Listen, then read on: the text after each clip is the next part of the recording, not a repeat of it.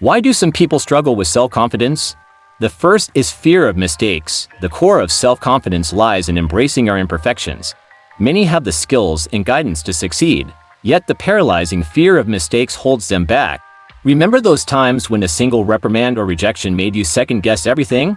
This often stems from childhood experiences, where strict parenting styles make minor errors seem catastrophic. Overcoming this requires acceptance. Accept your flaws, face them head-on, and learn to move on. When we confront our mistakes, they lose their power over us. Second is seeking genuine accomplishments. Real confidence isn't just about avoiding pitfalls. It's about celebrating our achievements, no matter how big or small. Whether it's shedding some pounds, acing a game, saving up for something special, or any other personal milestone, these successes fuel our self-worth. Whenever life gets tough, or others doubt you, remember these moments.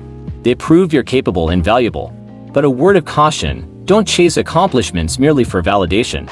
If your foundation isn't solid, if you haven't accepted your ability to err, no achievement will bring lasting confidence.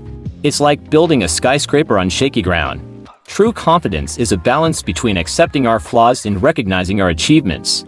So, cut yourself some slack. You're only human, and while you'll have your shortcomings, they don't define you. Your worth comes from both your efforts to better yourself and the value you bring to those around you.